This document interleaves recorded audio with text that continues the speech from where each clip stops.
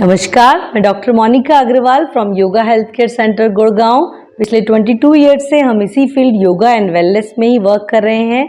तो उसी दौरान आज हमसे एक क्वेश्चन पूछा गया है कि what is the difference in yoga and exercises. तो योगा और जो भी हम जिम में एक्सरसाइजेस करते हैं, पिलाटेस करते हैं या आप एरोबिक्स करते हैं, जो आपको पसंद है, जुम्बा डांस है, कुछ भी जो एक्सरसाइजेस करते हैं उनमें क्या डिफरेंस है। क्योंकि कुछ लोग को योगा पसंद होता है, कुछ लोगों को लगता है कि नहीं बहुत स्लो प्रोसेस है, मेरे को मज़ा नहीं आता है। तो कोई बात नहीं, आप कोशिश कीजिए कि थोड़े दिन एक बैलेंस बना के रखें, कि हर चीज़ का आप बैलेंस बनाएं। अब हम डिफरेंस की बात कर रहे हैं तो योगा में और फिजिकल वर्कआउट में। तो योगा में जैसे कुछ बेसिक रूल्स है, जैसे हमने और भी वीडियोस में बताए हैं आपको कि slowness, steadiness, relaxation, awareness of your breathing, awareness of your movements and gravitational support. तो इस तरीके से कि योगा थोड़ा सा स्लोली प्रोसेस में किया जाता है। साथ ही साथ योगा में हर पोस्चर को आपको होल्ड किया जाता है ताकि उसके आपको ज़्यादा बेनिफिट मिल पाए। योगा में ब्रीदिंग का बहुत ज़्यादा आपको इम्पोर्टेंस दी जाती है कि जैसे आप अपना हाथ ऊपर लेके जा रहे हैं तो श्वास भरें, हाथ नीचे लेके जा रहे हैं तो श्वास छोड़ें। और कुछ जगह अगर आप एडवांस योगा सीखते हैं तो आपको ब्रीदिंग होल्डिंग के भी ज्ञान सिखाए जाते हैं। That is so good. It's all upon your body convenience. और साथ ही साथ ये स्पाइनल कॉर्ड की फ्लेक्सिबिलिटी को भी बहुत इम्प्रूव करता है।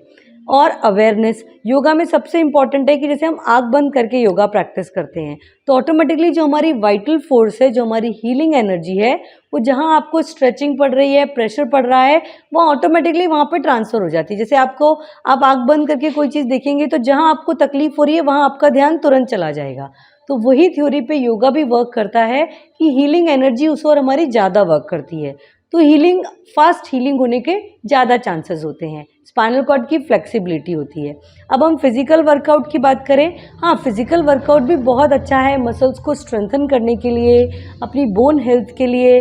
साथ ही साथ कुछ लोगों को मेंटली भी बहुत मज़ा आता है अपना पसीना बहाकर इस तरीके से। तो आपको जो कन्वीनियंट हो आप वो कर सकते हैं।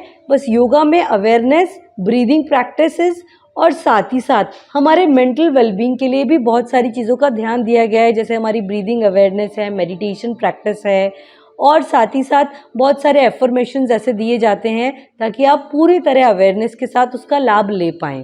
तो जो आपको कन्वीनियंट है आप उसमें कर सकते हैं, योगा या फिजिकल वर्कआउट, या आप दोनों को भी उसमें शामिल कर सकते हैं कि वीक में 2 से 3 दिन आपने योगा किया और 2 से 3 दिन आपने फिजिकल वर्कआउट किया, जो भी आपको पसंद है। तो आप एक बैलेंस बनाइए और प्रयास कीजिए जिसमें आपको सबसे अधिक आनंद आ रहा है उसमें आप कीजिए, कंपैरिजन कीजिए खुद भी और समझिए। क्योंकि योगा में है स्लोनेस, स्टडीनेस, अवेयरनेस, रिलैक्सेशन और मेडिटेशन प्रैक्टिस। फिजिकल वर्कआउट में है स्ट्रेंथ, स्टेबिलिटी। साथ ही साथ आपको अगर जैसे फ़न लग रहा है तो रेगुलर आपको फ़न भी आता है क्योंकि बहुत फास्ट एक्सरसाइजेज होती है।